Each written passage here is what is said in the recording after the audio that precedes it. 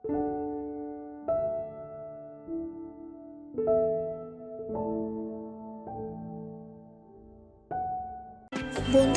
তোমরা সবাই কেমন আছো?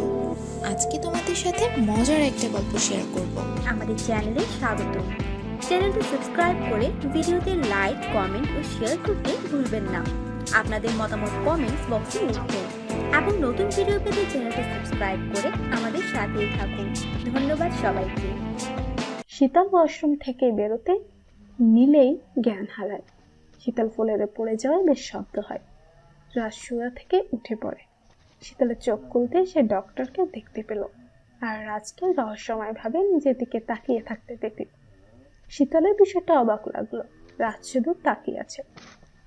ডক্টর বলল, মিসেস রাজ, আপনার কিছু টেস্ট লিখে দিয়েছি। মিস্টার রাজ, আপনি আপনার ওয়াইফের টেস্ট করিয়ে নেবেন তাড়াতাড়ি। ধারণা করছি আপনার ওয়াইফ প্রেগনেন্ট।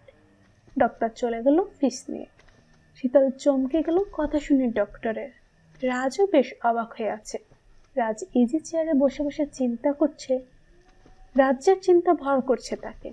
অন্যদিকে শীতল হঠাৎ বেশ খুশি খুশি অনুভব করলো। সে ভাবছে যদি সে মা হয় তাহলে রাজ তাকে মেনে নিতে বাধ্য। রাজও বাবা হবে। প্রতিটি পার্সন বাবা মা হতে চায়। বাবা হওয়ার অনুভূতি রাজকে পাল্টে দিতে পারে। শীতলের ইচ্ছে করছে এখনই টেস্ট করিয়ে নিশ্চিত হতে সে কি আদৌ মা হতে চলেছে নাকি। রাত 12টা বাজে। শীতল খুশিতে ঘুমিয়ে আছে। রাজ বেডে গিয়ে ঘুমন্ত শীতলকে দেখল, তারপর শীতলের পাশে ঘুমিয়ে পড়ল। রাতে আর রাজ শীতলের কাছে গেল না, শীতলকে বিরক্ত করল না। শীতল ঘুমায়নি, সে রাজের জন্য ওয়েট করছিল। রাজ ঘুমিয়েছে। একটু নিশ্চিত হতেই শীতল তার দুষ্টুমি শুরু করল। শীতল তার হাত পা রাজের উপর ছুঁড়ে মারল। ইচ্ছে করে রাজকে জড়িয়ে ধরল। রাজ সব বুঝতে পারছে, সে কিছু বলছে না, চুপচাপ শীতলের দুষ্টামি সহ্য করছে। রাজ ভাবছে শীতল ঘুমের মধ্যে এমন করছে। সকালে শীতলের ঘুম ভাঙতে রাজকে পাশে দেখল না। রাজ আগেই উঠে পড়েছে। শীতল খুশি মনে ওয়াশরুমে গিয়ে শাওয়ার করে রুমে এসে দেখল ব্রেকফাস্ট গুছিয়ে দিচ্ছে একটা সার্ভেন্ট। সার্ভেন্ট চলে যাওয়ার সময় বলল, স্যার, আপনার জন্য ব্রেকফাস্ট এখানে আনতে বলেছিল। আপনার কষ্ট করে নিচে যাওয়ার কোনো প্রয়োজন নেই। শীতল ভাবছে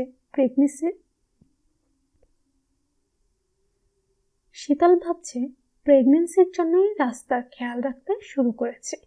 যাই হোক, রাস্তাকে কিছুদিনের মধ্যেই মেনে নেবে। শীতল নাস্তা করতে বসল। সব খাবারগুলো বেশ স্বাস্থ্যসম্মত। কয়েক রকমের ফলও ছিল। রাজ রুমে এসে দেখলো শীতল নাস্তা সেরে একেবারে শাড়ি পরে সেজেগুজে রেডি হয়ে বসে আছে। কি ব্যাপার, তুমি এত সকাল সকাল রেডি হচ্ছে কেন? কোথাও যাবে তুমি? আমি তো আপনার জন্য বসে আছি, আজকেই টেস্ট করাবো আমাদের।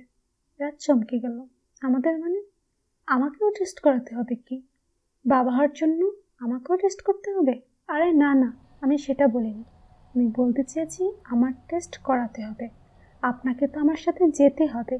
শীতল ধরেই নিয়েছে সে মা হতে চলেছে, যেটা রাস্তার চেহারায় স্পষ্ট দেখতে পাচ্ছে। এখন টেস্ট করাতে পারবো না, ঢাকা গিয়ে টেস্ট করাবো। কাল সকালে রওনা হব। প্লেনের টিকিট কেনা হয়ে গিয়েছে। শীতলের মন একটু খারাপ হলো। ভেবেছিল আজকেই টেস্ট করিয়ে বসে থেকে রেজাল্ট আনবো।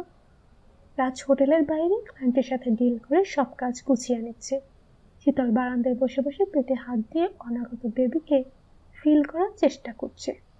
জানিস, তোর বাবা তোর মাকে একটুও সহ্য করতে পারে না, একটুও ভালোবাসে না। কখনো ভালোবেসে শীতল বলে ডাকে না, কখনো ভালোবেসে কাছে টেনে আদর করে না। তুই এলে তোর বাবা পাল্টে যাবে, তোর মায়ের সব দুঃখ চলে যাবে। তুই তাড়াতাড়ি চলে আয় বাবা। দুপুরে রাজ রুমে এসে শীতলের জন্য রুমে খাবার অর্ডার করলো। শীতলের পছন্দের সব খাবার অর্ডার করেছে রাজ। চিংড়ির মালাইকারি, চিতল মাছের পেটি অ্যান্ড বিখ্যাত কাঁকড়া ভাজা। রাজ খোসা ছাড়িয়ে শীতলকে খাইয়ে দিচ্ছে। শীতল চেটে পুটে খাবারের থেকে রাজের হাত খেলো। বিকালে রাজ শীতলকে নিয়ে শপিংয়ে গেল। শীতলের পীড়াপিড়িতে রাজ যেতে বাধ্য হয়েছে। শীতল কালো শাড়ি পরল, কালো টিপ, লাল চুড়ি আর কড়া লাল লিপস্টিক মাখলো ঠোঁটে। চুলগুলো এলোমেলো করে ছড়িয়ে রাখলো শ্যাম্পু করে। রাজও আজ ফর্মাল ড্রেস আপ পরেছে, কোট বাদ দিয়ে কালো শার্ট, প্যান্ট, কালো হ্যান্ড ওয়াচ, কালো শুজ আর চুলগুলো জেল দিয়ে স্প্যাক করেছে। রাজের গায়ের রং বেশ ফর্সা, সব মিলিয়ে রাজকে জাস্ট সেই লেভেলের হ্যান্ডসাম লাগছে। রাজ ড্রাইভ করছে, শীতল বাইরের দৃশ্য দেখছে আর রাজকে দেখছে। রাজকে আজ বেশি সুন্দর লাগছে। রাজ একবারও শীতলকে লক্ষ্য করেনি। শীতল আর রাজ অনেক শপিং করলো। শীতল সবার জন্য শপিং করলো, কাজলের জন্য করলো। শীতল ঠিক করেছে ফিরে গিয়ে কাজলের রহস্য জানবে। শপিং মলের সব মেয়েরা রাজকে দেখে তাকিয়ে রইল। সবাই সেলফির জন্য রাজকে কাকুতি মিনতি করলো। রাজ বেশ বিরক্ত হলো আর রেগে গেলো। রাজ রাগে ড্রাইভ করছে। শীতল চুপচাপ বসে আছে। আচ্ছা, ওই মেয়েগুলোর সাথে একটু সেলফি তুললে কি হতো? আল্লাহ আপনাকে এত হ্যান্ডসাম বানিয়েছে বলে এরকম দেমাগ দেখাবেন? শীতলের কথা শেষ হতেই রাজ ড্রাইভ থামানো।